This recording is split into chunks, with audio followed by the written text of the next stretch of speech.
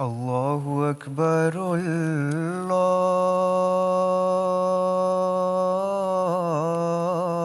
الله أكبر الله أكبر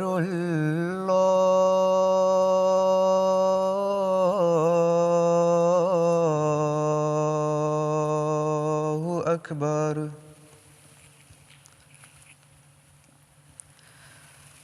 أشهد أن لا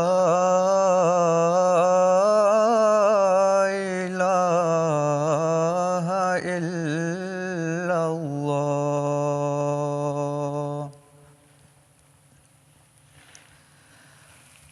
أشهد أن لا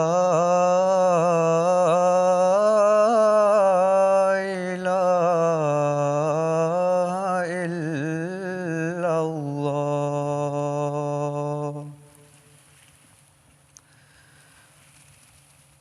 أشهد أن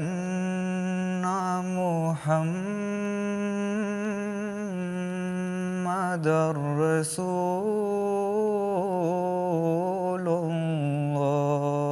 الله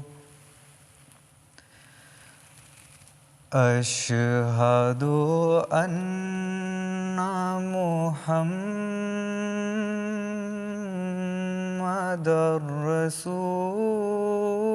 رسول الله حي على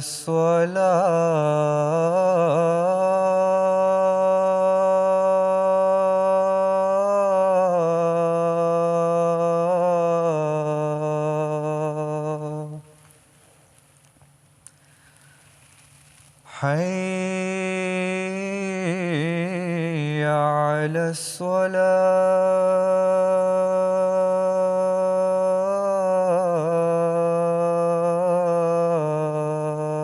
الصلاة حي على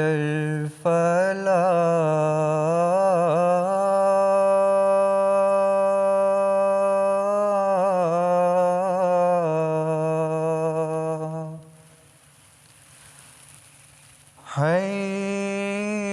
حي على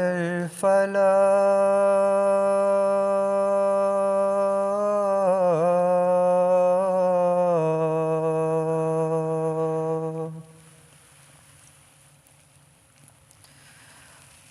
الله أكبر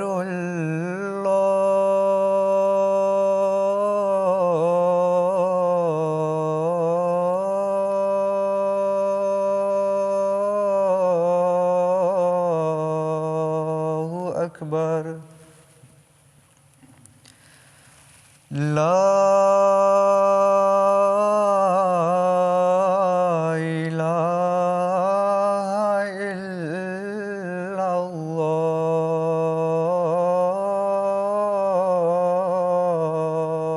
الله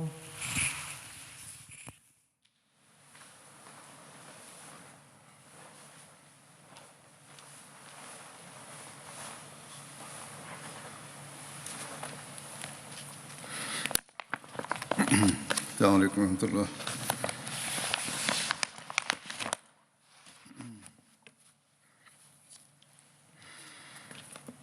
أشهد أن لا إله إلا الله وحده لا شريك له وأشهد أن محمدًا عبده ورسوله أما بعد فأعوذ بالله من الشيطان الرجيم بسم الله الرحمن الرحيم الحمد لله رب العالمين الرحمن الرحيم مالك يوم الدين إياك نعبد وإياك نستعين الصراط المستقيم صراط الذين أنعمت عليهم غير المغضوب عليهم ولا الضالين۔ آج جن صحابی کا بدری صحابی کا میں ذکر کروں گا وہ ہیں حضرت بلال بن رباح۔ حضرت بلال کے والد کا نام رباح تھا اور والدہ کا نام حمامہ۔ حضرت بلال امیہ بن خلف کے غلام تھے۔ حضرت بلال کی کنیت ابو عبداللہ تھی، جبکہ بعض روایات میں ابو عبد الرحمن اور ابو عبد الکریم اور ابو عمر بھی مذکور ہے۔ حضرت بلال کی والدہ حبشہ کی رہنے والی تھی، لیکن والد سرزمین عرب سے ہی تعلق رکھتے تھے۔ محققین نے لکھا ہے کہ وہ حبشی سامی نسل سے تعلق رکھتے تھے، یعنی قدیم زمانے میں سامی یا بعض عربی قبیلے افریقہ میں جا کر آباد ہو گئے تھے، جس کے باعث ان کی نسلوں کے رنگ تو افریقہ کی دوسری اقوام کی طرح ہو گئے، لیکن وہاں کی خاص علامات اور عادات میں ان میں ظاہر نہ ہوئیں۔ بعد میں ان میں سے بعض لوگ غلام بن کر عرب واپس لوٹ گئے۔ چونکہ ان کا رنگ سیاہ تھا، اس لیے عرب انہیں حبشی یعنی حبشہ کے رہنے والے ہی سمجھتے تھے۔ ایک روایت کے مطابق حضرت بلال مکہ میں پیدا ہوئے اور مولدین میں سے تھے۔ مولدین ان لوگوں کو کہتے تھے جو خالص عرب نہ ہوں۔ ایک دوسری روایت کے مطابق آپ سرا میں پیدا ہوئے، اور سرا یمن اور حبشہ کے درمیان کے قریب ایک ہے جہاں مخلوط نسل کثرت سے پائی جاتی ہے۔ حضرت بلال کا رنگ گندم گوں سیاہی مائل تھا، دبلا پتلا جسم تھا، سر کے بال گھنے تھے اور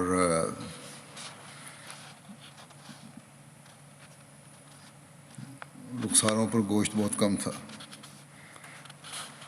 حضرت بلال نے متعدد شادیاں کیں۔ ان کی بعض بیویاں عرب کے نہایت شریف اور معزز گھرانوں سے تعلق رکھتی تھیں۔ آپ کی ایک بیوی کا نام حالہ بنت عوف تھا، جو حضرت عبد الرحمن بن عوف کی ہمشیرہ تھی۔ ایک زوجہ کا نام ہند خولہ نیا تھا۔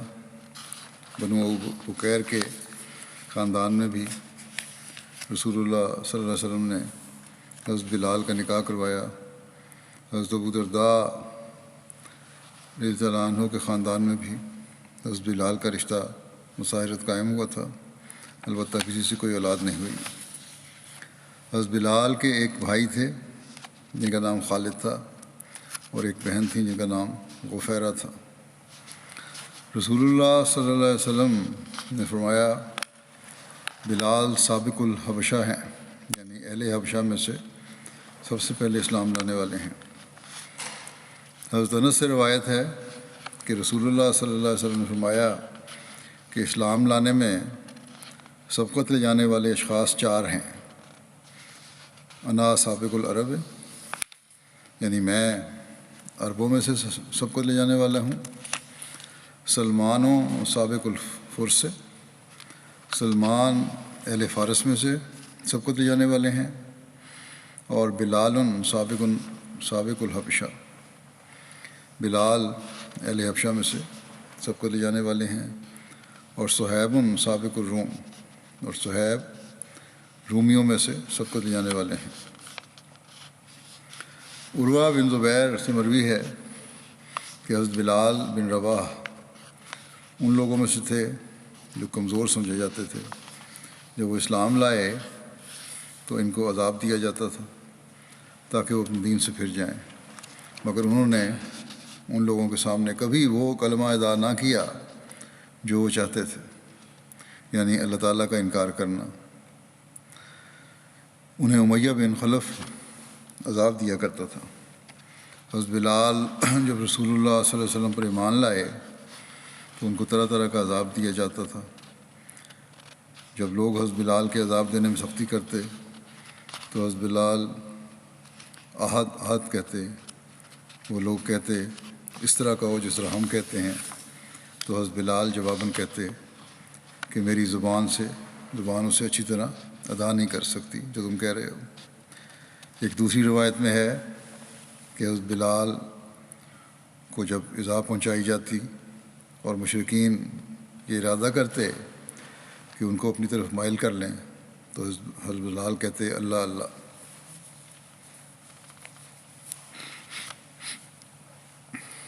ایک روایت میں ہے کہ جب حضرت بلال ایمان لائے تو حضرت بلال کو ان کے مالکوں نے پکڑ کر زمین پر لٹا دیا اور ان پر سنگریزے اور گائے کی کھال ڈال دی اور کہنے لگے تمہارا رب لات اور عزا ہے، مگر آپ احد کی کہتے تھے۔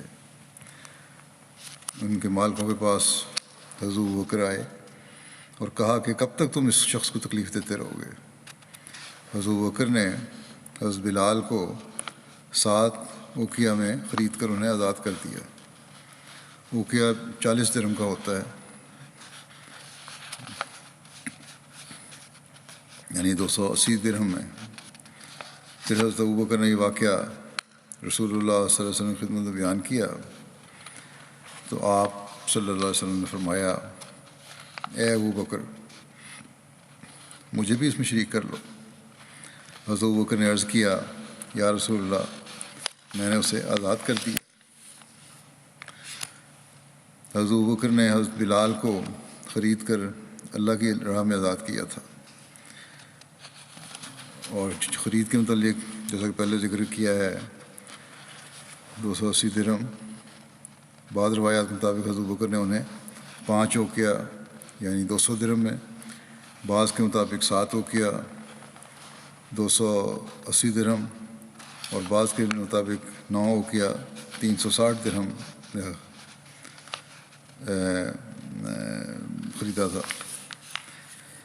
ایک روایت میں ہے کہ جب حضرت ابوبکر نے حضرت بلال کو خریدا تو وہ پتھروں میں دبے ہوئے تھے۔ حضرت ابوبکر نے سونے کے 5 اوقیہ کے بدلے ان کو خریدا۔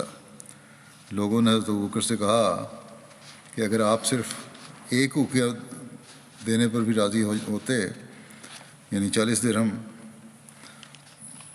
تو ہم 1 اوقیہ میں بھی اس کو بیچ دیتے۔ اس پر حضرت ابوبکر رضی اللہ عنہ نے فرمایا اگر تم اس کو 100 اوقیہ یعنی 4000 درہم میں بھی بیچنے کو تیار ہوتے تو میں 100 اوقیہ میں بھی اس کو خرید لیتا۔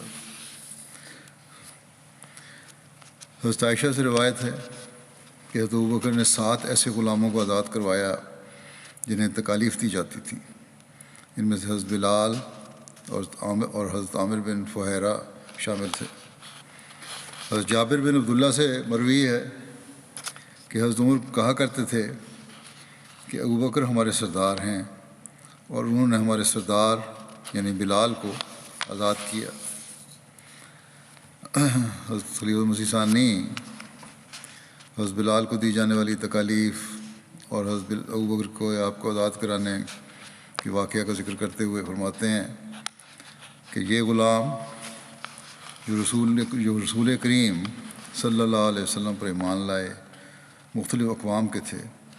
ان میں حبشی بھی تھے جیسے بلال، رومی بھی تھے جیسے صہیب، پھر ان میں عیسائی بھی تھے جیسے جبیر اور صہیب، اور مشرکین بھی تھے جیسے بلال اور عمار۔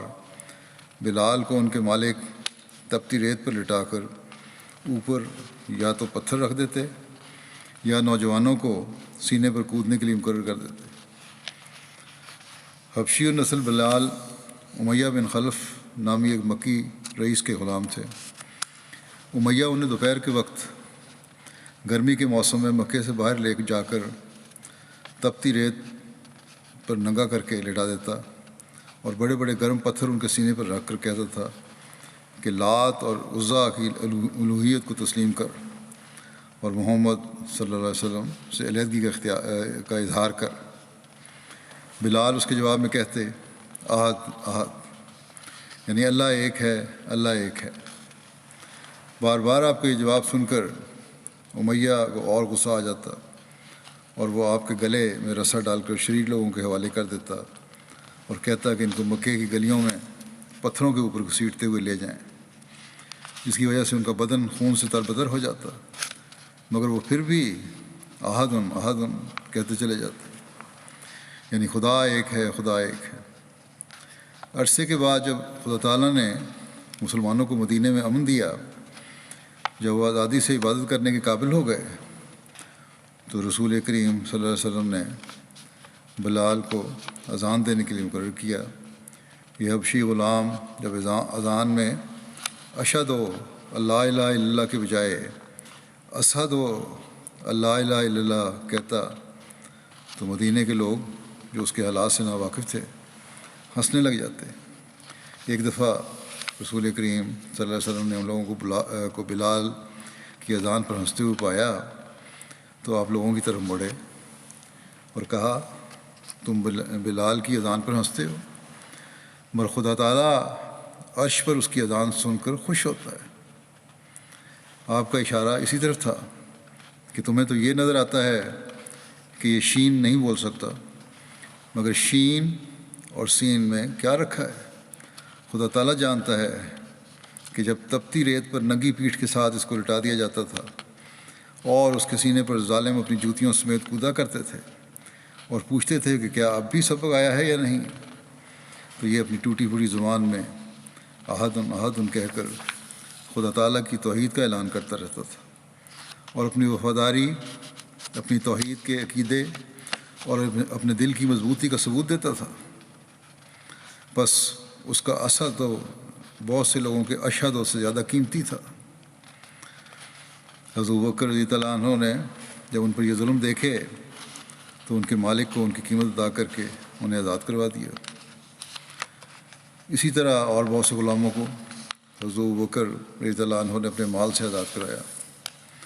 حضرت بلال کا شمار السابقون الاولون میں ہوتا ہے۔ آپ نے اس وقت اسلام کا اعلان کیا جب صرف 7 آدمیوں کو اس کے اعلان کی توفیق ہوئی تھی۔ حضرت عبداللہ بن مسعود نے بیان کیا کہ سب سے پہلے جنہوں نے اسلام کا اعلان فرمایا وہ 7 ہیں، رسول اللہ صلی اللہ علیہ وسلم اور ابوبکر اور عمار اور ان کی والدہ سمیہ اور صہیب اور بلال اور مقداد۔ بس رسول اللہ صلی اللہ علیہ وسلم کو تو اللہ تعالیٰ نے آپ کے چچا ابو طالب کے ذریعے سے محفوظ رکھا اور ابوبکر کو اللہ تعالیٰ نے ان کی قوم کے ذریعے سے محفوظ رکھا۔ جیسا کہ میں گزشتہ ایک خطبے میں بیان کر چکا ہوں کہ نہ ہی حضرت صلی اللہ علیہ وسلم دشمنوں کی اذیتوں سے محفوظ رہے اور نہ حضرت ابوبکر رضی اللہ عنہ کو قوم ظلموں سے بچا سکی۔ آپ دونوں پر بھی ظلموں کی انتہا ہوئی تھی۔ شروع میں کچھ عرصہ نرمی ہوئی لیکن بعد میں تو بڑی سختیاں ہوتی رہیں، لیکن بہرحال یہ راوی کا بیان ہے۔ بیان کرنے والے کہتے ہیں کہ وہ ان کے تو کوئی نہ کوئی سپورٹ کرنے والا تھا، کوئی بات کہہ دیتا تھا، آواز اٹھا دیتا تھا، لیکن باقیوں کو مشرکوں نے پکڑ لیا جو کمزور تھے یا غلام تھے اور لوہے کی زرہیں پہنائیں اور انہیں دھوپ میں جلاتے تھے۔ بس ان میں سے کوئی بھی ایسا نہ تھا جس نے ان کے ساتھ جس میں وہ چاہتے تھے موافقت نہ کر لی ہو، سوائے بلال کے، کیونکہ ان پر اپنا نفس اللہ کی خاطر بے حیثیت ہو گیا تھا۔ حضرت بلال تھے جو ہمیشہ ثابت قدم رہے اور وہ اپنی قوم کے لیے بھی بے حیثیت تھے۔ وہ ان کو پکڑتے اور لڑکوں کے سپرد کر دیتے اور وہ انہیں مکے کی گھاٹیوں میں گھماتے پھرتے اور بلال احدن احدن کہتے جاتے۔ ابن ماجہ کے روایت ہے یہ۔ خلیفہ ثانی حضرت بلال کے اول زمانے میں ایمان لانے کا ذکر کرتے ہوئے ایک جگہ یوں بیان فرماتے ہیں کہ حضرت خباب رضی اللہ عنہ جو سابقون الاولون صحابہ میں سے تھے اور جن کے متعلق یہ اختلاف ہے کہ انہوں نے پہلے بیعت کی یا بلال نے، کیونکہ رسول کریم صلی اللہ علیہ وسلم نے ایک دفعہ فرمایا کہ ایک غلام اور ایک حر نے مجھے سب سے پہلے قبول کیا تھا۔ بعض لوگ اسے حضرت بلال اور حضرت ابوبکر مراد لیتے ہیں، اور بعض کہتے ہیں کہ اس سے مراد حضرت ابوبکر اور حضرت خباب ہیں۔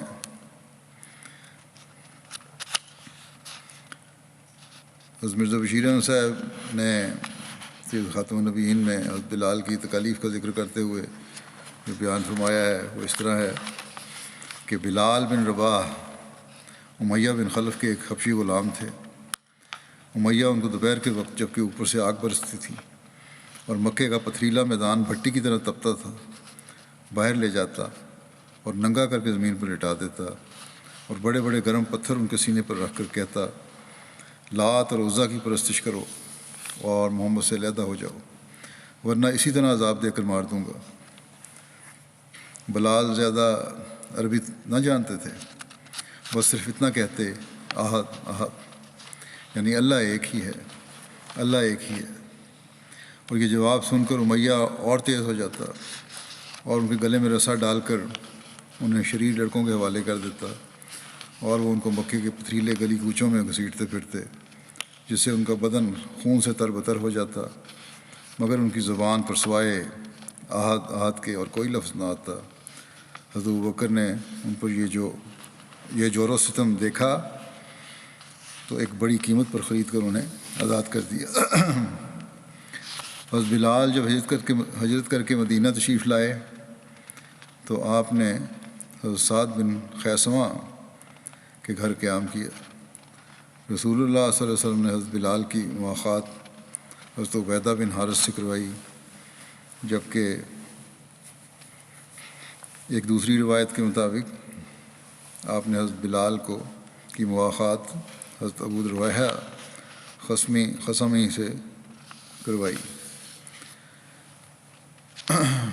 جب رسول اللہ صلی اللہ علیہ وسلم مدینہ پہنچے تو صحابہ وہاں بیمار ہونے لگے، جن میں حضرت ابوبکر، حضرت بلال اور حضرت عامر بن فہیرہ بھی شامل تھے۔ حضرت عائشہ رضی اللہ عنہا سے مروی ہے کہ جب رسول اللہ صلی اللہ علیہ وسلم مدینہ آئے، حضرت ابوبکر اور حضرت بلال کو بخار ہو گیا۔ حضرت ابوبکر کو جب بخار ہوتا تو یہ شعر پڑھتے، عربی شعر تھا، اس کا ترجمہ یہ ہے کہ ہر شخص جب اپنے گھر میں صبح کو اٹھتا ہے تو اسے صباح الخیر کہا جاتا ہے، بحالی کہ موت اس کی جوتی کی تسمے سے نزدیک تر ہوتی ہے۔ اور حضرت بلال جب ان کا بخار اتر جاتا تو بلند آواز سے رو کر یہ شعر پڑھتے، جس کا ترجمہ یہ ہے کہ کاش مجھے معلوم ہو آیا میں کوئی رات وادی مکہ میں بسر کروں گا اور میرے ارد گرد اسخر اور جلیل گھاس پات ہوں، اور کیا میں کسی دن مجنہ میں پہنچ کر اس کا پانی پیوں گا۔ مجنہ بھی مکے سے چند میل پر مر و زہران کے قریب ایک جگہ ہے۔ زمانہ جاہلیت میں عرب کا ایک مشہور میلہ مر و زہران میں اکاس کے بعد لگتا تھا، اور عرب کے لوگ اکاس کے بعد مجنہ منتقل ہو جاتے اور 20 روز قیام کرتے تھے۔ بہرحال کہتے ہیں کہ وہاں میں پانی پیوں گا، اور کیا شامہ اور طفیل پہاڑ میرے سامنے ہوں گے۔ شعر میں عرض کر رہے ہیں، وہ بیان کر رہے ہیں، طفیل بھی مکہ سے تقریباً 10 میل پر ایک پہاڑ ہے، اور اس کے قریب ایک اور پہاڑ تھا جس کو شامہ کہتے تھے۔ پھر حضرت بلال کہتے کہ اے اللہ، شیبہ بن ربیعہ، عتبہ بن ربیعہ اور امیہ بن خلف پر لعنت ہو، کیونکہ انہوں نے ہماری سرزمین سے وبا والی زمین کی طرف ہمیں نکال دیا ہے۔ اس کے بعد رسول اللہ صلی اللہ علیہ وسلم نے دعا کی کہ اے اللہ، مدینہ کو ہمیں ایسا ہی پیارا بنا دے۔ جب یہ باتیں سنی حضرت ابوبکر کی بھی اور بلال کی بھی، تو آپ نے فرمایا اے اللہ، مدینہ کو ہمیں ایسا ہی پیارا بنا دے جیسا کہ ہمیں مکہ پیارا ہے، یا اس سے بڑھ کر۔ اے اللہ، ہمارے سا میں اور ہمارے مد میں برکت دے۔ سا اور مد بھی مشہور پیمانوں کے نام ہیں۔ جو وزن کرنے کے لیے کیے جاتے ہیں، اور مدینہ کو ہمارے لیے صحت بخش مقام بنا اور اس کے بخار کو جوفا کی طرف منتقل کر دے۔ جوفا بھی ایک دوسرا شہر ہے مکے کی جانب۔ حضرت عائشہ کہتی تھیں کہ ہم مدینہ آئے اور وہ اللہ کی زمین میں سب سے زیادہ وبا زدہ مقام تھا۔ انہوں نے کہا بطحان نالے میں تھوڑا سا پانی بہتا تھا، وہ پانی بھی بدمزہ بودار تھا۔ بطحان بھی مدینہ کی ایک وادی کا نام ہے، یہ بخاری میں روایت ہے۔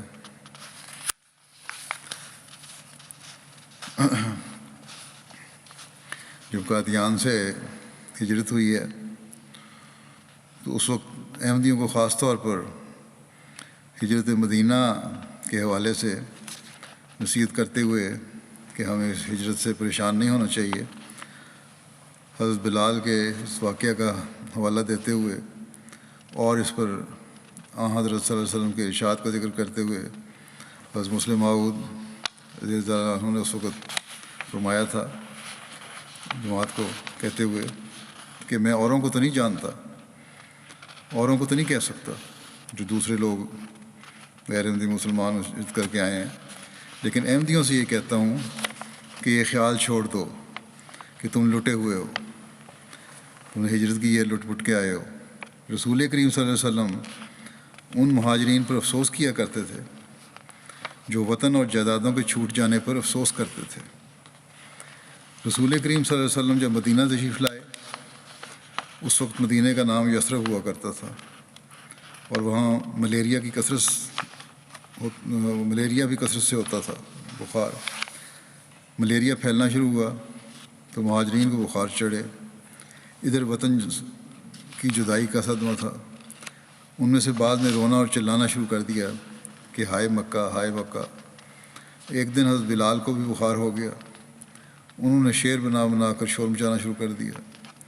رسول کریم صلی اللہ علیہ وسلم نے دیکھا تو آپ خفا ہوئے اور فرمایا کہ کیا تم ایسے کام کے لیے یہاں آئے ہو؟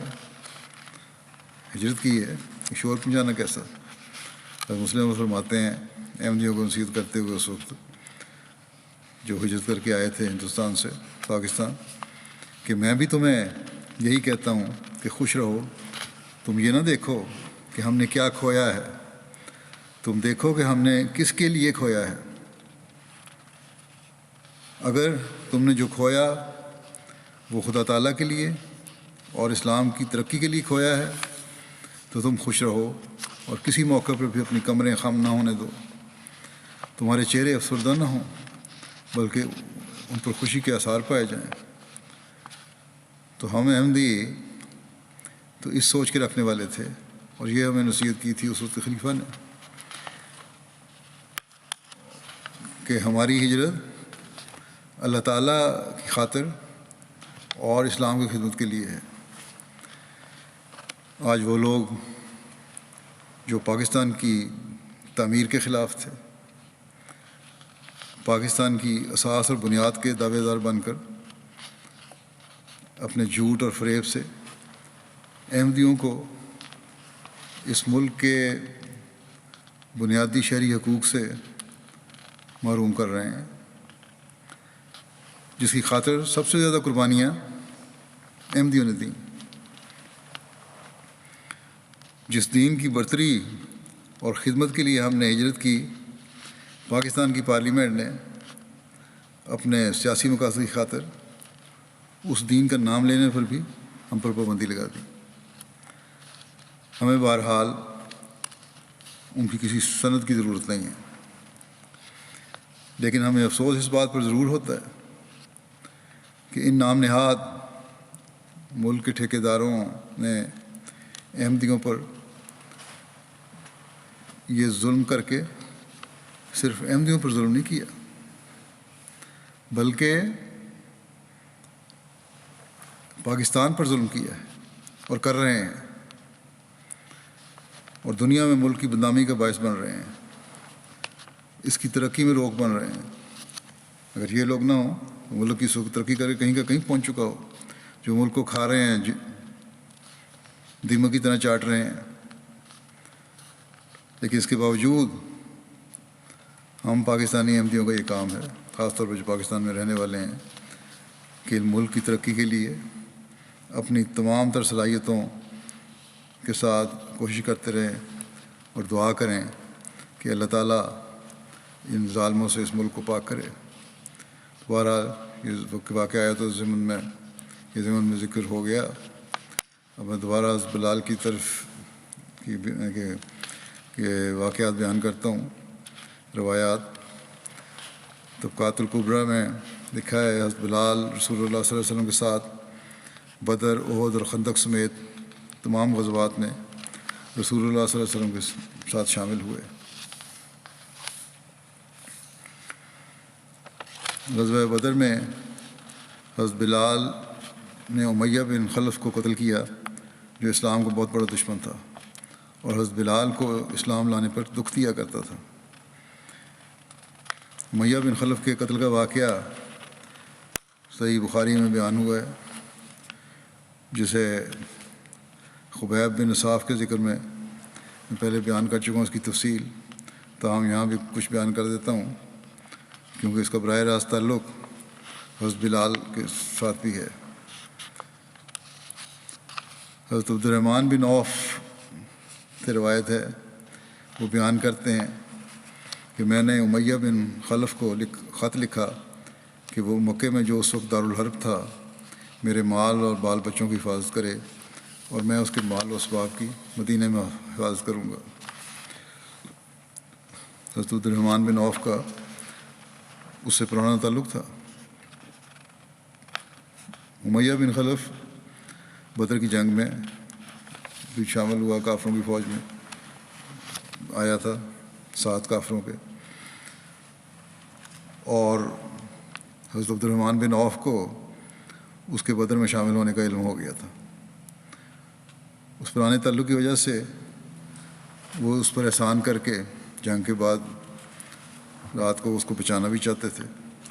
چنانچہ وہ بیان کرتے ہیں کہ جب وہ بدر کی جنگ میں تھا تو میں ایک پہاڑ کی طرف جب لوگ سو چکے تھے نکل گیا تا میں اس کی حفاظت کروں، کیونکہ ان کو پتہ تھا کہ اس طرف ہے کہیں گیا ہوا، تو میں بھی گیا تاکہ اس کو حفاظت کر کے بچا لوں۔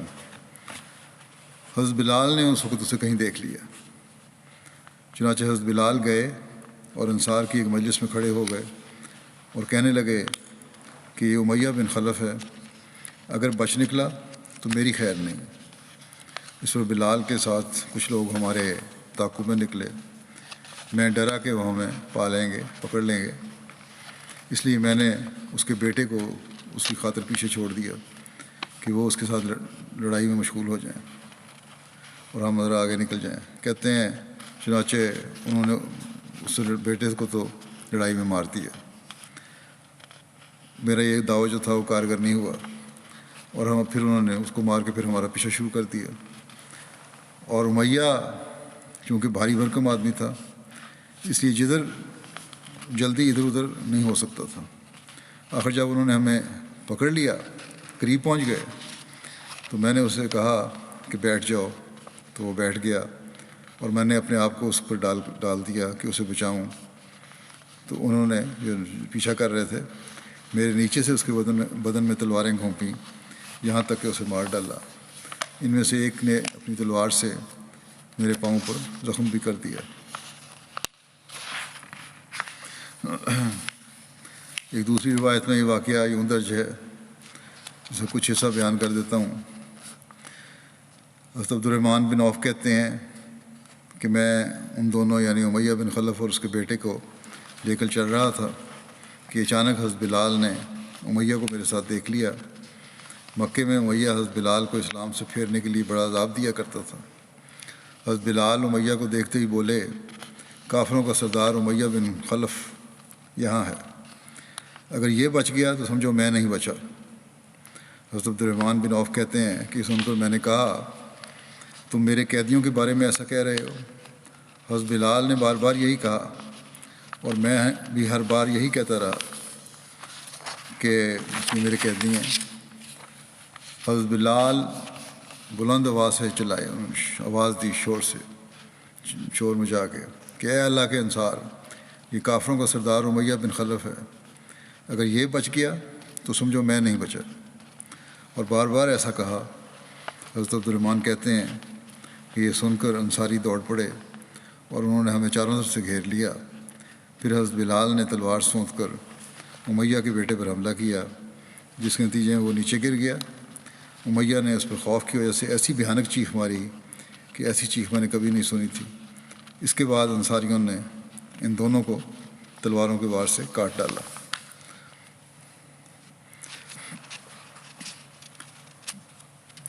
ایک روایت میں یہ آتا ہے کہ حضرت بلال رسول اللہ صلی اللہ علیہ وسلم کے سیکرٹری یا خزانچی بھی تھے۔ حضرت ابن عباس رضی اللہ عنہ سے ایک شخص نے پوچھا، کیا آپ بھی رسول اللہ صلی اللہ علیہ وسلم کے ساتھ کسی سفر میں شریک ہوئے ہیں؟ انہوں نے کہا، اگر میرا آپ صلی اللہ علیہ وسلم سے تعلق نہ ہوتا تو میں شریک نہ ہوتا۔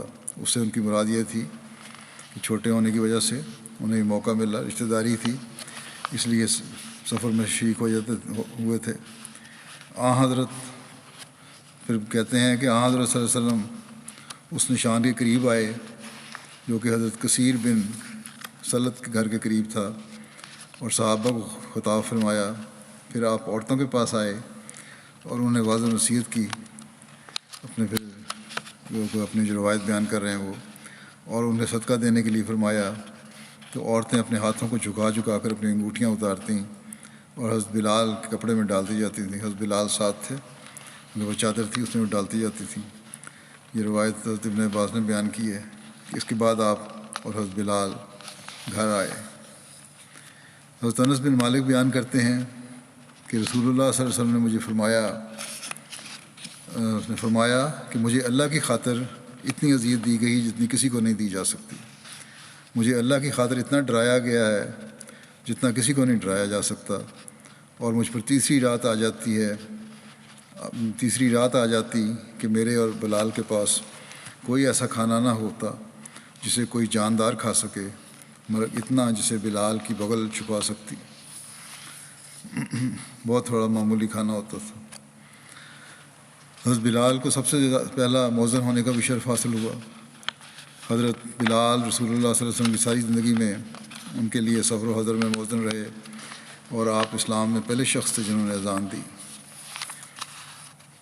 محمد بن عبداللہ بن زید اپنے والد سے روایت کرتے ہیں، انہوں نے بیان کیا کہ رسول اللہ صلی اللہ علیہ وسلم نے نماز کے بلانے کے لیے بگل کا سوچا، پھر ناقوس کا ارشاد فرمایا، بس وہ بنایا گیا۔ تو یہ بخاری کی حدیث ہے، اور اس کے مطابق بھوک اور ناقوس کے استعمال کا مشورہ صحابہ نے دیا تھا۔ پھر حضرت عبداللہ بن زید کو خواب دکھائی گئی۔ انہوں نے بتایا کہ میں نے خواب میں ایک آدمی دیکھا، اس پر 2 سبز کپڑے تھے اور وہ آدمی ناقوس اٹھائے ہوئے تھا۔ میں نے اس کو خواب میں ہی کہا، اے اللہ کے بندے، تم یہ ناقوس فروخت کرو گے؟ اس نے کہا، تم اس سے کیا کرو گے؟ میں نے کہا، میں اس کے ذریعے نماز کے لیے بلایا کروں گا۔ اس نے کہا، کیا میں تجھے اس سے بہتر نہ بتاؤں؟ میں نے کہا، وہ کیا ہے؟ اس نے کہا کہ پھر اذان کے الفاظ سنائے، اللہ اکبر اللہ اکبر، اور پوری اذان، اشہد ان لا الہ الا اللہ، اشہد ان لا الہ الا اللہ، اشہد ان محمد رسول اللہ، اشہد ان محمد رسول اللہ، حی علی الصلاۃ، حی علی الصلاۃ، حی علی الفلاح، حی علی الفلاح، اللہ اکبر اللہ اکبر، لا الہ الا اللہ۔ راوی کہتے ہیں کہ حضرت عبداللہ بن زید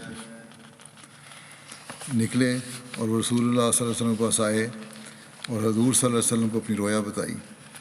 انہوں نے عرض کیا، یا رسول اللہ، میں نے خواب میں ایک آدمی دیکھا، اس پر 2 سبز کپڑے تھے، وہ ناقوس اٹھائے ہوئے تھا۔ پھر ساری بات آپ کے سامنے بیان کی۔ رسول اللہ صلی اللہ علیہ وسلم نے صحابہ سے فرمایا، تمہارے دوست نے رویا دیکھی ہے۔ پھر عبداللہ بن زید کو ارشاد فرمایا، تم بلال کے ساتھ مسجد جاؤ اور اسے یہ کلمات بتاتے جاؤ، اور وہ ان کو بلند آواز سے پکاریں، کیونکہ تمہاری نسبت وہ زیادہ بلند آواز والے ہیں۔ حضرت عبداللہ بن زید نے کہا کہ میں بلال کے ساتھ مسجد کی طرف گیا اور میں انہیں یہ کلمات بتاتا جاتا اور وہ بلند آواز کے ساتھ پکارتے جاتے۔ حضرت عمر بن خطاب نے آواز سنی، وہ باہر تشریف لائے اور انہوں نے عرض کیا کہ یا رسول اللہ، خدا کی قسم، میں نے بھی خواب میں وہی دیکھا جو انہوں نے دیکھا۔ اس کو بیان کرتے ہوئے مرزا بشیر احمد صاحب نے لکھا ہے کہ ابھی تک نماز کے لیے اعلان یا اذان وغیرہ کا انتظام نہیں تھا۔ صحابہ عموماً وقت کا اندازہ کر کے خود نماز کے لیے جمع ہو جاتے تھے، لیکن یہ صورت کوئی قابل اطمینان نہیں تھی۔ اب مسجد نبوی کے تیار ہو جانے پر یہ سوال زیادہ محسوس طور پر پیدا ہوا کہ کس طرح مسلمانوں کو وقت پر جمع کیا جائے۔ کسی صحابی نے نصارہ کی طرح ناقوس کی رائے دی، کسی نے یہود کی مثال میں بھوک کی تجویز پیش کی، کسی نے کچھ کہا، مگر حضرت عمر نے مشورہ دیا کہ کسی آدمی کو مقرر کر دیا جائے کہ وہ نماز کے وقت یہ اعلان کر دیا کرے کہ نماز کا وقت ہو گیا ہے۔ حضرت صلی اللہ علیہ وسلم نے اس رائے کو پسند فرمایا اور حضرت بلال کو حکم دیا کہ وہ اس فرض کو ادا کیا کریں۔ چنانچہ اس کے بعد جب نماز کا وقت آتا، بلال بلند آواز سے الصلاۃ جامع کہہ کر پکارتے تھے اور لوگ جمع ہو جاتے تھے۔ بلکہ اگر نماز کے علاوہ بھی کسی غرض کے لیے مسلمانوں کو مسجد میں جمع کرنا مقصود ہوتا تو یہی ندا دی جاتی تھی۔ اس کے کچھ عرصے کے بعد ایک صحابی عبداللہ بن زید انصاری کو خواب میں موجودہ اذان کے الفاظ سکھائے گئے اور انہوں نے آن صلی اللہ علیہ وسلم کی خدمت میں حاضر ہو کر اپنی خواب کا ذکر کیا اور عرض کیا کہ میں نے خواب میں ایک شخص کو اذان کی طریق پر یہ الفاظ پکارتے سنا ہے۔ آپ نے فرمایا یہ خواب خدا کی طرف سے ہے، اور عبداللہ کو حکم دیا کہ بلال کو یہ الفاظ سکھا دیں۔ عجیب اتفاق یہ ہوا کہ جب بلال نے الفاظ میں پہلی دفعہ اذان دی تو حضرت عمر اسے سن کر جلدی جلدی آپ کی خدمت میں حاضر ہوئے اور عرض کیا کہ یا رسول اللہ، آج جن الفاظ میں بلال نے اذان دی ہے بیان ہی یہی الفاظ میں نے بھی خواب میں دیکھے۔ اور ایک روایت میں یہ ہے کہ جب حضرت صلی اللہ علیہ وسلم نے اذان کے الفاظ سنے تو فرمایا کہ اسی کے مطابق وہی بھی ہو چکی ہے۔ الغرض اس طرح موجودہ اذان کا طریقہ جاری ہو گیا، اور جو طریق اس طرح جاری ہوا وہ ایسا مبارک اور دلکش ہے کہ کوئی دوسرا طریق اس کا مقابلہ نہیں کر سکتا۔ گویا ہر روز 5 وقت اسلامی دنیا کے ہر شہر اور ہر گاؤں میں ہر مسجد سے خدا کی توحید اور محمد رسول اللہ صلی اللہ علیہ وسلم کی رسالت کی آواز بلند ہوتی ہے، اور اسلامی تعلیمات کا خلاصہ نہایت خوبصورت اور جامع الفاظ میں لوگوں تک پہنچا دیا جاتا ہے۔ موسیٰ بن محمد اپنے والد سے روایت کرتے ہیں کہ حضرت بلال اذان دے کر فارغ ہو کر نبی کریم صلی اللہ علیہ وسلم کو اطلاع دینا چاہتے تو آپ کے دروازے پر کھڑے ہو جاتے اور کہتے حی علی الصلاۃ حی علی الفلاح، الصلاۃ یا رسول اللہ، یعنی نماز کے لیے آئیے، فلاح و کامیابی کے لیے آئیے نماز یا رسول اللہ۔ جب رسول اللہ صلی اللہ علیہ وسلم نماز کے لیے نکلتے اور حضرت بلال دیکھ لیتے تو اقامت شروع کر دیتے۔ یہ واضح نہیں ہے، اقامت تو اسی وقت ہوگی جب امام آ کے محراب میں آ جائے۔ بہرحال جو بھی روایت کا صحیح ترجمہ نہیں ہے یا یہ صحیح بیان نہیں ہے، لیکن اصل طریق وہی ہے کہ محراب میں امام آ جائے تو پھر اقامت ہو۔ سنن ابن ماجہ میں حضرت بلال سے روایت ہے کہ وہ نماز فجر کی اطلاع دینے کے لیے نبی صلی اللہ علیہ وسلم کی خدمت میں حاضر ہوئے۔ ان سے کہا گیا کہ آپ سوئے ہوئے ہیں، تو حضرت بلال نے کہا الصلاۃ خیر من النوم، الصلاۃ خیر من النوم۔ پھر فجر کی اذان میں ان کلمات کا اضافہ کر دیا گیا اور یہی طریق قائم ہو گیا۔ ایک دوسری روایت میں ہے کہ رسول اللہ صلی اللہ علیہ وسلم نے فرمایا اے بلال، یہ کتنے عمدہ کلمات ہیں، تم اپنی فجر کی اذان میں شامل کر لو۔ رسول اللہ صلی اللہ علیہ وسلم کے 3 مؤذن تھے، حضرت بلال، ابو محذورہ، عمر بن مکتوم۔ ابھی کچھ تھوڑا سا ذکر ان کا اور باقی ہے جو انشاءاللہ آئندہ اس وقت میں کچھ جنازوں کے مرحومین کے بارے میں بھی بتانا ہے، ان کے جنازے ہوں گے، اس لیے یہ باقی ذکر انشاءاللہ آئندہ کریں گے۔ پہلا جو ذکر ہے وہ عزیزم رؤوف بن مقصود جونیئر بیلجیم کا ہے، طالب علم تھے جامعہ احمدیہ یو کے 4 ستمبر کو ان کی وفات ہو گئی، انا للہ و انا الیہ راجعون، اور بیلجیم کی جماعت حاصل سے ان کا تعلق تھا۔ 2018 میں جامعہ میں داخل ہوئے تھے اور وہاں کا اپنا سیکنڈری اسکول ختم کر کے یہاں آئے تھے۔ عزیزوں، اپنی خلوص سے بھرپور طبیعت، خدمت خلق کے جذبے اور مشقت کی عادت کی بنا پر طلباء اور اساتذہ میں بہت ہر دل عزیز تھے۔ کچھ دیر پہلے ان کو برین ٹیومر ہوا تھا، 6-7 ماہ یہ بیمار رہے، بڑی صبر اور بہادری سے بیماری کا مقابلہ کیا، آخر اللہ کو پیارے ہو گئے۔ ان کے دادا کے ذریعے سے ان کے خاندان میں احمدیت آئی تھی 1950 میں غالباً، اور ان کا اچھا رسوخ تھا ان کے دادا کا۔ تو اس وقت تو رشتہ داروں نے اور مخالفین نے کچھ نہیں کہا، لیکن ان کی وفات کے بعد ان کی فیملی کو کافی مخالفت کا سامنا کرنا پڑا۔ ان کی والدہ کی طرف سے بھی ان کے پڑنانا عبدالعلی صاحب اور ان کی اہلیہ نے حضرت مسلم موعود کے ہاتھ پر بیعت کی تھی۔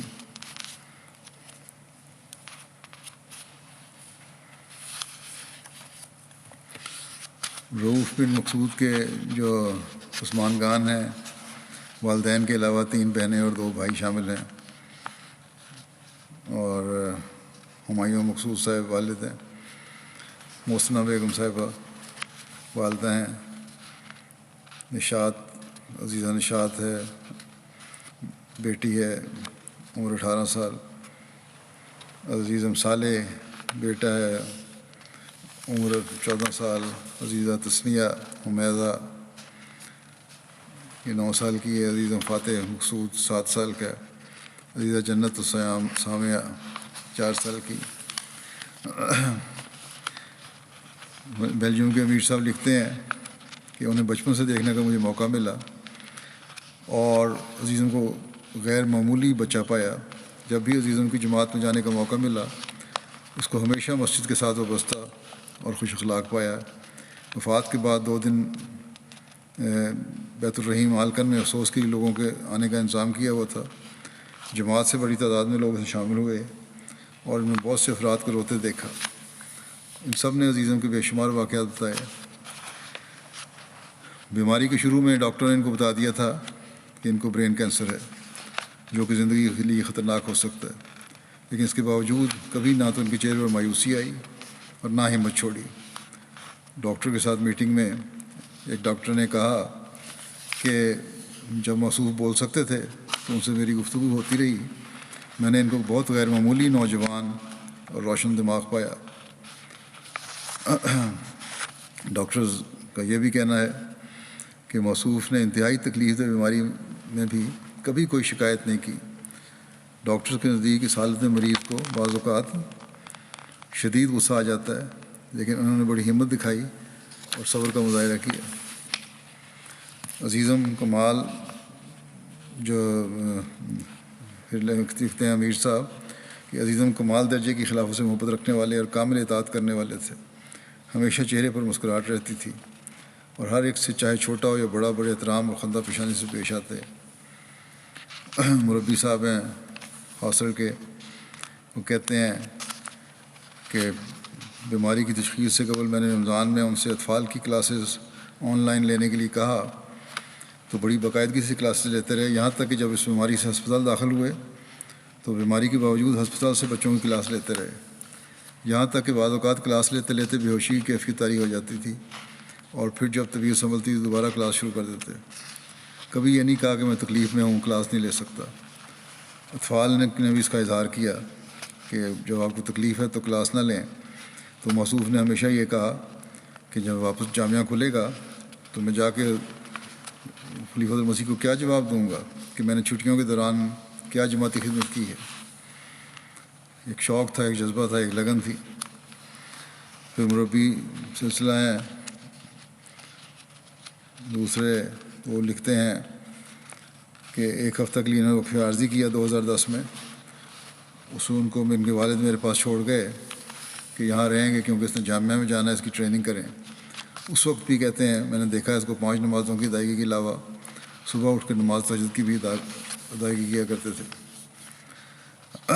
مسجد ہالکن جب تعمیر ہو رہی تھی یا رینوویشن اس کی تبدیلی ہو رہی تھی تو اس وقت انہوں نے باقاعدہ وقار عمل میں حصہ لیا، اور سیکٹری جداد کہتے ہیں جو بڑا مشکل اور بھاری کام اپنے ذمہ لیتے تھے پتھر اٹھانے، بجری اٹھانے وغیرہ کا، اور بڑی خوشی سے یہ کام کرتے تھے۔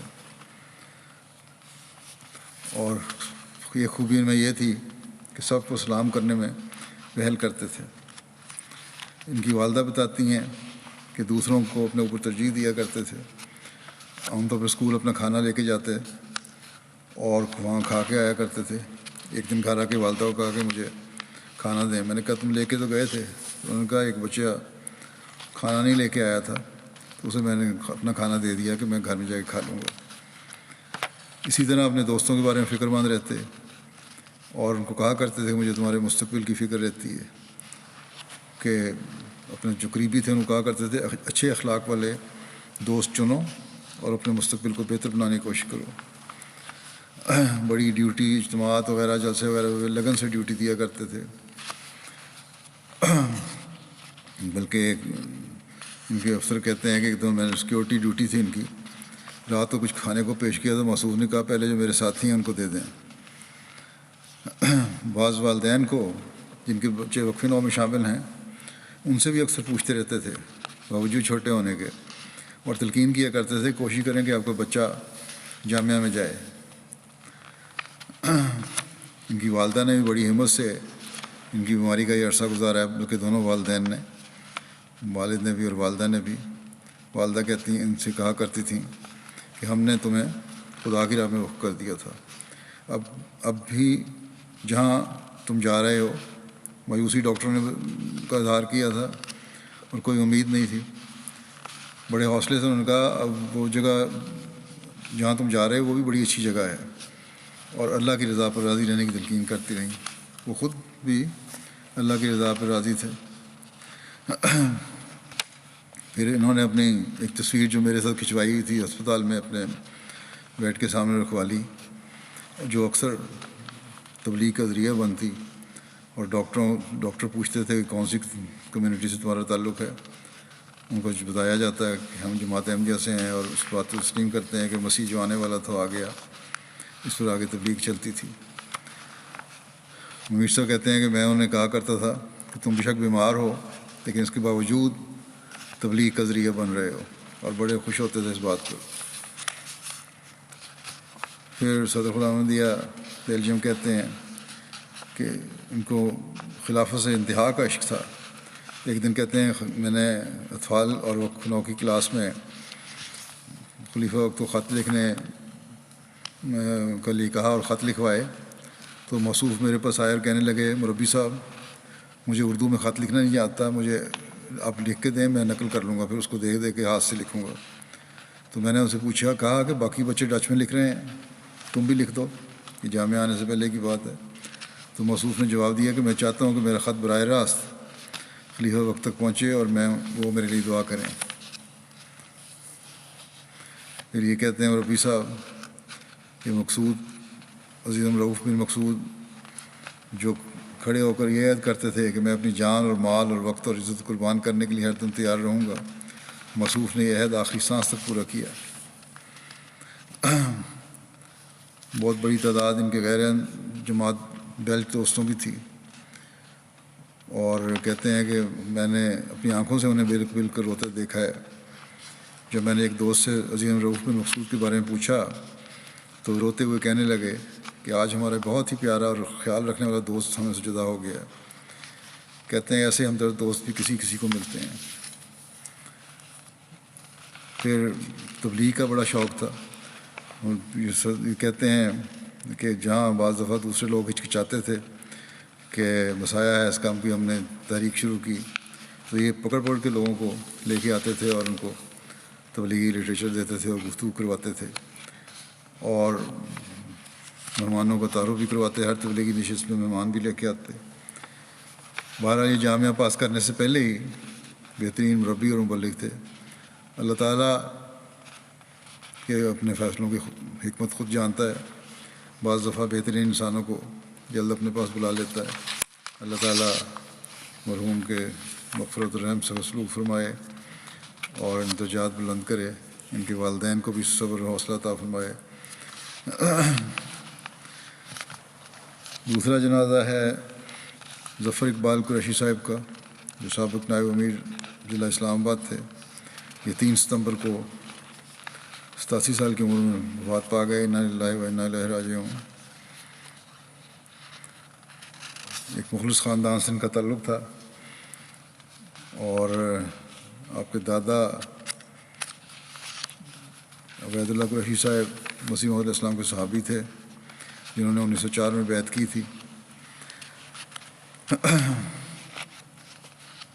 آپ کی جو اہلیہ تھیں امت الحمید صاحبہ، ان کے دادا حضرت خلیفہ نور الدین صاحب بھی حضرت خلیفہ مسیح موعود علیہ السلام کے ایک صحابی تھے. یہ خلیفہ نور الدین اور ہیں، ان کا نام ہے خلیفہ نور الدین. حضرت خلیفہ اول کا نام یہ نہیں ہے. یہ حضور علیہ السلام نے اپنی مارکۃ الآراء کتاب تحفہ گولڑیا میں معلّہ خان یار سری نگر کشمیر میں واقع قبر مسیح کی موجودگی کی تحقیق کرنے کے سلسلہ میں آپ کی خدمت کا بطور خاص ذکر فرمایا ہے. قریشی ظفر اقبال قریشی صاحب نے ابتدائی تعلیم امرتسر میں حاصل کی. پھر پارٹیشن جو ہوئی ہے ہندو پاکستان کی، اس وقت انہوں نے پنڈی آ کے پھر وہاں سے میٹرک کیا، پھر انجینئرنگ یونیورسٹی سے ڈگری لی، پھر سرکاری ملازمت میں چلے گئے. پھر یونان سے ایم ایس سی کی ڈگری حاصل کی انہوں نے. اس کے بعد 94 میں چیف انجینئر کی حیثیت سے سرکاری سروس میں تھے. ٹیکسلا میں یونیورسٹی پروجیکٹ مینیجر کی حیثیت سے خدمات انجام دیں. 94 میں یہ ریٹائر ہوئے چیف انجینئر کی حیثیت سے. اس کے بعد یہ اسلام آباد شفٹ ہو گئے اور وہاں مختلف جماعتی خدمات سر انجام دیتے رہے. اور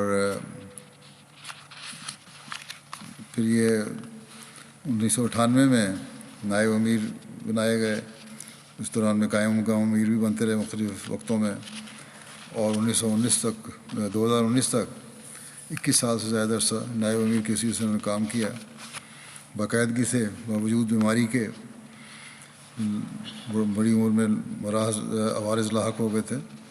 مسجد آتے، اپنا روزمرہ کا کام کرتے، بہت کم گو اور صاحب الرائے تھے، اور انتظامی شعبے میں کافی تجربہ تھا. بڑی سنجیدگی سے احتیاط سے کام کرنے والے، جماعتی پیسے کا درد رکھنے والے، اور بہت احساس کرنے والے تھے. میں جب نادر اعلیٰ تھا اس وقت میں نے دیکھا ان کو قریب سے. ماشاءاللہ بڑے بھی نفسی اور عاجزی سے ہی کام کرتے تھے، اور اپنے چھوٹوں کو بھی جو ان کے افسر تھے عمر میں بہت زیادہ چھوٹے تھے، ان کی بھی کامل اطاعت کیا کرتے تھے. ان کی پسماندگان میں اہلیہ امت الحمید ظفر صاحبہ کے علاوہ 4 بیٹیاں شامل ہیں: امت الرشید صاحبہ، ڈاکٹر صدف ظفر صاحبہ، شادیہ چودھری صاحبہ اور عائشہ طارق صاحبہ. یہ کینیڈا میں، باقی لاہور میں ہیں. ایک بیٹی عائشہ ظفر کہتی ہیں کہ بچپن میں جب اسکول جانا شروع کیا تو سالانہ امتحان سے قبل خلیفہ وقت کی خدمت میں میری طرف سے دعائیہ خط لکھتے. پھر جب پوزیشن آتی تو دوبارہ خط لکھتے، اور جب اس کا جواب آتا تو پڑھ کے سناتے. پھر جب بڑی ہوئی تو مجھے خود خط لکھنے کی تلقین کرتے اور اس کا خط کا خاکہ بنا کر دیا کرتے. اور اس طرح نہایت پیار سے چھوٹی عمر میں ہی میرے دل میں خلافت سے پیار اور اطاعت کا جذبہ پختہ کر دیا. اللہ تعالیٰ مرحوم سے رحم اور مغفرت سلوک فرمائے، درجات بلند فرمائے. غائبین کو بھی صبر اور سکون عطا فرمائے. اگلا جنازہ ہے آنریبل کابینے کا واجہ کاٹے صاحب سینیگال کا، جو 24 اگست کو 85 سال کی عمر میں انتقال فرما گئے. انا للہ و انا الیہ راجعون. بڑے بہادر، اخلاص رکھنے والے، خلافت سے محبت کرنے والے، جماعتی غیرت رکھنے والے، خدمت کا جذبہ رکھنے والے، قربانی کرنے والے، مہمان نوازی کرنے والے تھے، اور بڑی نمایاں خصوصیات تھیں ان کی. جماعتی وفد کی ضیافت انتہائی پرتکلف کرتے. ہمیشہ یہ خواہش اور اصرار ہوتا کہ جب تک جماعتی وفد ان کی ریجن میں ہے اور آپ ہی ان کی مہمان نوازی کریں گے. اگر مہمانوں نے کبھی باہر سے کھانا کھا لیا تو آپ ناراض ہوتے تھے کہ مجھے کیوں موقع نہیں دیا. مہمانوں کے لیے اپنے کمرے کو خالی کر دیتے اور ہر سہولت فراہم کرتے. سوشلسٹ پارٹی کی طرف سے انتخابات میں حصہ لے کر 18 سال تک ملک کی پارلیمنٹ کے ممبر رہے، ایک مخلص اور باوفا احمدی تھے۔ جب تک جماعت رجسٹر نہیں ہوئی تھی، جماعت کی پراپرٹی ان کے نام پر ہی تھی۔ مشرین انچارج لکھتے ہیں کہ جب 2012 میں سینیگل آیا اور اس کے بعد جماعت رجسٹر ہو گئی تو مرحوم فرمانے لگے کہ زندگی کا پتہ کوئی نہیں، اب جلدی سے یہ امانت جو پراپرٹی ہے جماعت کی اپنے نام کروائیں جماعت کے۔ اور جب بھی مشکل وقت آیا پھر یہ لکھتے ہیں کہ دفاع کے لیے ہمیشہ پہلی صف میں کھڑے ہوتے، ایک مشنری سے بڑھ کر کام کرنے والے تھے۔ لمبا عرصہ جماعت احمدیہ جو تھا ٹمباکنڈا ریجن، وہاں کے صدر کے طور پر خدمت میں جال آتے رہے۔ مرکزی عاملہ میں بطور سیکرٹری امور خارجہ خدمت کی توفیق پائی۔ وفات سے قبل 3 ایکڑ اراضی جماعت کو اسکول کے لیے پیش کی۔ اسی طرح 3 ایکڑ اراضی اپنے جماعتی ریجنل مشن کے ہاؤس کے لیے بھی رکھی ہوئی، اور فوت ہونے سے قبل 6 ایکڑ کے کاغذات ہمارے مبلغ ڈیکو حمید صاحب کے سپرد کیے کہ یہ جماعت کی امانت ہے، سنبھال کے رکھیں۔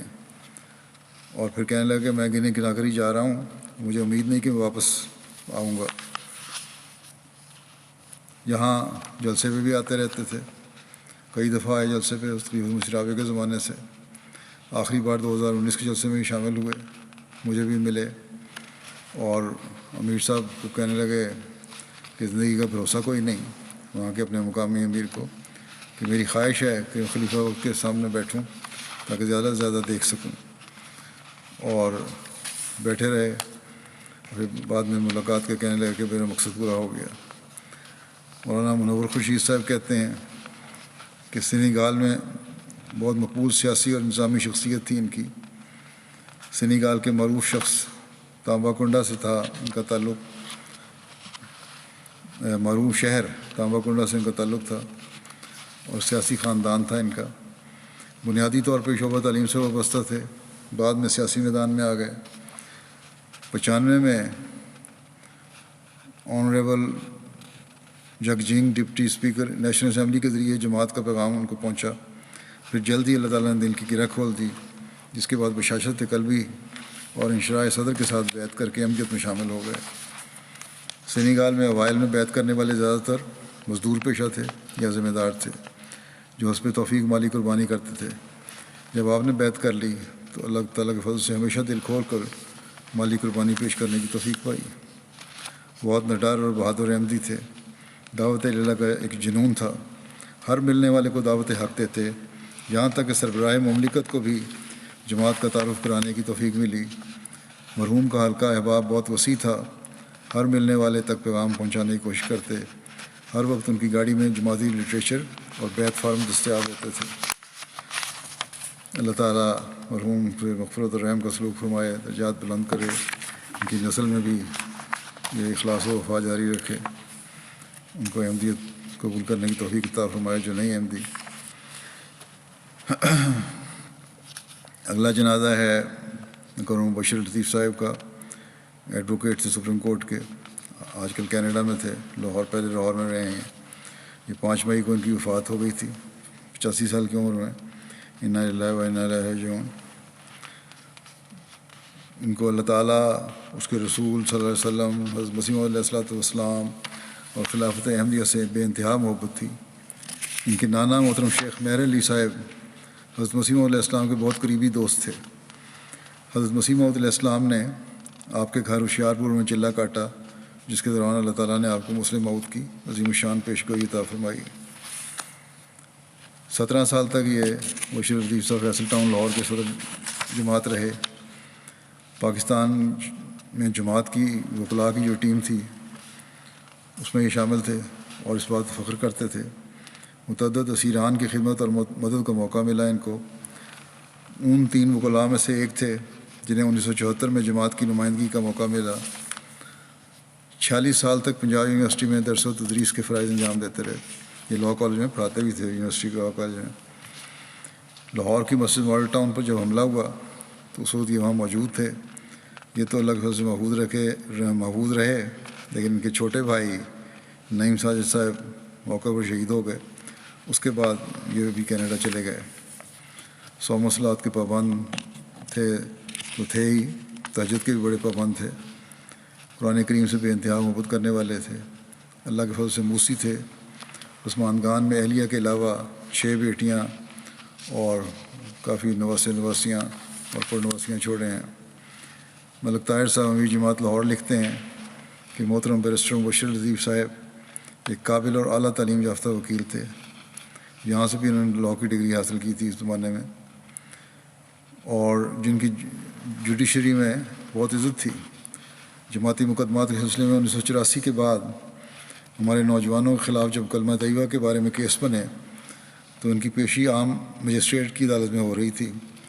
گو مبشر صاحب ہائی کورٹ سے نیچے کی عدالتوں میں پیش نہیں ہوتے تھے، لیکن جماعتی مفاد میں مجسٹریٹ کے سامنے بھی پیش ہوتے رہے اور جماعتی مقدمات میں بے لوث خدمت سر انجام دیا کرتے تھے. نہایت صائب اور قانونی مشورے دیتے تھے. بہت سے مجسٹریٹ بھی اور باقی جج بھی ان کے شاگرد رہے ہوئے ہیں، لیکن کوئی ان کو عار نہیں تھا ان شاگردوں کے سامنے بھی پیش ہونے کا. عام طور پر مجسٹریٹ کی عدالت میں سپریم کورٹ اور ہائی کورٹ کے وکیل پیش نہیں ہوتے. مبارک طاہر صاحب مشیر قانونی کے کہتے ہیں کہ مبشر لطیف صاحب کی جماعتی خدمات کا سلسلہ 1974 سے شروع ہوا.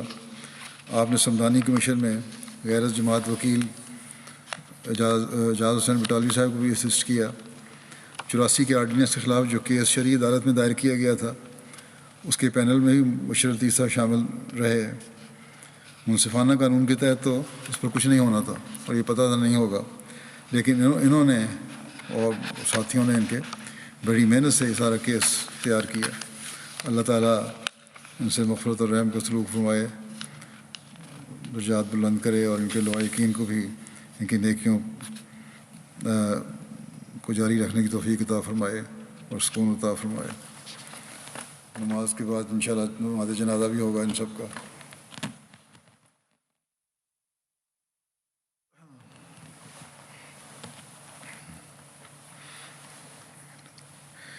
الحمد لله نحمده ونستعينه ونستغفره ونؤمن به ونتوكل عليه ونعوذ بالله من شرور أنفسنا ومن سيئات أعمالنا. من يهده الله فلا مضل له ومن يضلل فلا هادي له. ونشهد أن لا إله إلا الله ونشهد أن محمدا عبده ورسوله. عباد الله رحمكم الله، إن الله يأمر بالعدل والإحسان وإيتاء ذي القربى وينهى عن الفحشاء والمنكر والبغي يعظكم لعلكم تذكرون. اذكروا الله يذكركم وادعوه يستجب لكم ولذكر الله أكبر.